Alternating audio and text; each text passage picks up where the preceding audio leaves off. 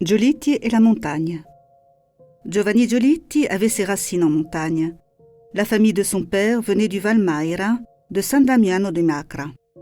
Ses ancêtres étaient d'un petit village, plus haut dans la vallée, à 1500 mètres.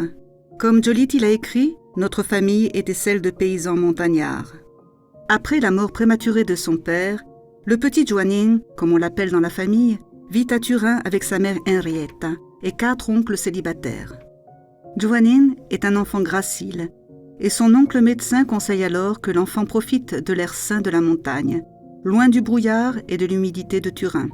C'est ainsi que sa mère s'installe à San Damiano Macra, dans la maison de son beau-père. Ce village, auquel on n'accède à l'époque que par un chemin muletier, est en grande partie enseveli sous la neige pendant les mois d'hiver. C'est là que Giovanni mène, 3 ans durant, la vie de ses compagnons de jeu et qu'il partage avec eux la vie simple des jeunes montagnards, aussi bien dans l'alimentation que dans la vie quotidienne. Comme les autres enfants, il apporte à l'école en hiver du bois pour le poêle et comme les autres enfants, il parle le piémontais. Giovanni passe donc ses années d'enfance dans la simplicité de la vie de montagne, courant dans les prairies, parcourant les sentiers. C'est ainsi qu'il s'imprègne du patrimoine de ses ancêtres. Giolitti faisait preuve d'une excellente endurance en montagne et ressent à peine la fatigue. En 1877, il expérimente l'alpinisme. Accompagné d'un guide, il grimpe au sommet du mont Viso. Il s'agissait certainement d'un exploit sportif, puisque ce n'est que quelques années plus tôt, en 1863, que Quintino Sella avait, le premier, planté le drapeau italien au sommet du mont Viso. La famille Giolitti avait l'habitude de passer les chaudes périodes estivales à la montagne. C'est précisément lors d'un de ces étés à Chiomonte, en 1879, que le malheur qui marquera à jamais la vie de Giolitti se produit. Son fils Lorenzo, tout juste âgé de 7 ans, meurt dans un accident. Il quitte Chiomonte pour échapper à ce triste souvenir, mais continue à passer leurs vacances en montagne.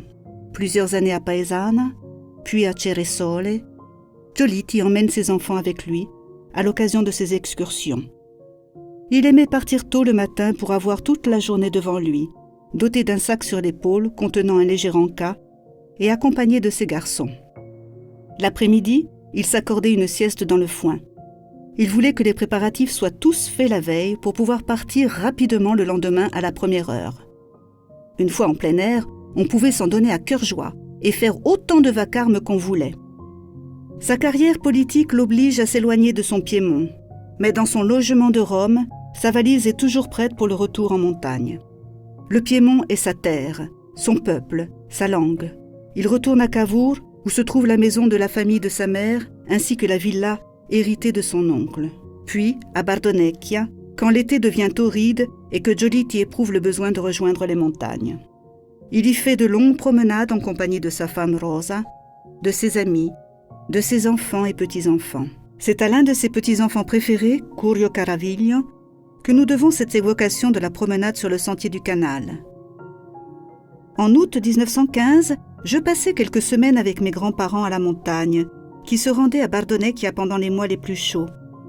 Mon grand-père recevait des amis qui en général l'accompagnaient dans ses promenades qui le menaient sur la route allant à Melzé, ou sur le sentier à flanc de montagne, le long du canal couvert qui apportait l'eau au compresseur pour la ventilation du tunnel du Fréjus.